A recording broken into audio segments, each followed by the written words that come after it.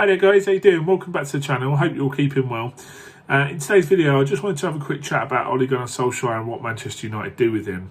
You know, the last 2 months or so have been really grim for Manchester United. I mean, to be honest, you have a look at their start to this season in total and it's been very depressing if you're a Manchester United fan. Very inconsistent. Their home games in particular, Crystal Palace, Tottenham, Chelsea, Arsenal, they've just been pretty much outplayed in all of their home games apart from the RB Leipzig game earlier on this season in the Champions League. And there are no real signs that this team are improving under Ole Gunnar Solskjaer. Now, I know that you can point the finger at the board. You know, Woodward didn't get Sancho in, which is the main one that he wanted. You know, he didn't get other players that apparently were highlighted as well. But you need to remember, you know, he did get players such as Donny van der Beek for 45 million, and he's just not played them. He's not getting performances out of his key players such as Paul Pogba. Now, whether you can class Paul Pogba as one of these star players, I'm not so sure. I've not really seen the hype around him for a good couple of years. You know, he doesn't act like a professional, like a team leader. I think they'd be better off without him, and they've got better alternatives in the team. You know, Bruno Fernandes and Donny van der Beek, for example.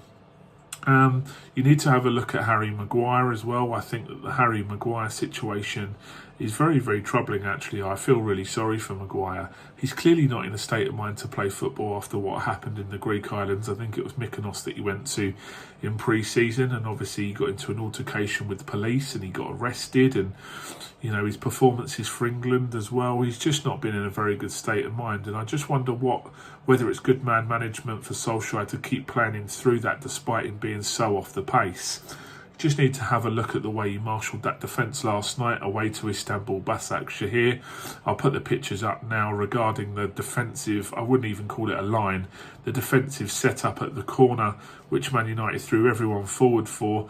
The ball come out to Demba Ba on the halfway line. He had the half of the pitch to himself after 10 minutes to go on and score. There are just so many facets to Manchester United's style of play, the setup, the atmosphere around the club, which all just suggest that Solskjaer hasn't really got a grip of things properly, to be honest. So it leads to, how long do they give Solskjaer in charge of the job? Because, you know, like I say, the 1-0 defeat to Arsenal, the 6-1 defeat to Spurs, 0-0 draw at home to Chelsea, it's just not good enough. And for a team like Manchester United to be sitting 15th in the Premier Division is not good at all. I've written down their next couple of games. In their next 6 league games, they've got Everton, Southampton and West Ham all away from home. You'd be surprised if they pick up more than 4 points from them games. Southampton under Hasenhüttl are an excellent side. West Ham under David Moyes. Moyes seems to be getting a tune out of them now, seems to be playing like his Everton side used to.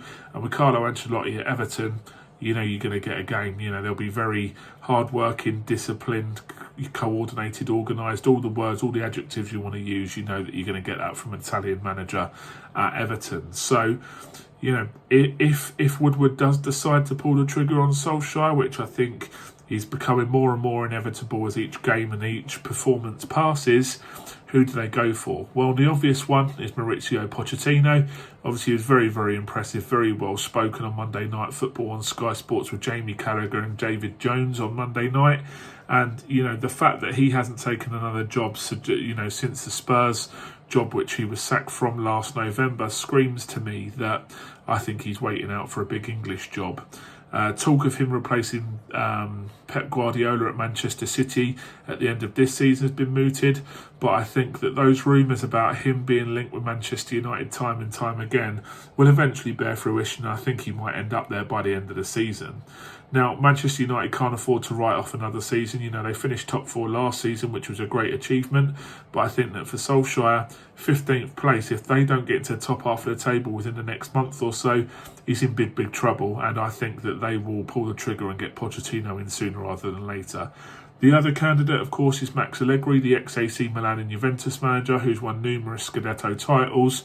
He might bring a bit of organisation, a bit of defensive organisation and, you know, team shape to Old Trafford. But I think that on the balance of it between the two, if you were to make the choice, you'd probably go for Pochettino, to be honest, given his attacking flair and style that he got Spurs playing so successfully over 4, 5, 6 years. So yeah, that's just my thoughts on what's going on at Manchester United at the moment. It seems to be getting worse and worse, and I think that Solskjaer is going to be a matter of when rather than if Woodward and the board at Manchester United decide to part company with him. So yeah, let me know your thoughts. Let me know, whether you think he'll stay, whether he deserves a little bit more time, or what the factors are behind Manchester United struggling so much this season. And until next time, keep safe, guys. I'll be making a lot more content during lockdown. I'll speak to you soon. Bye.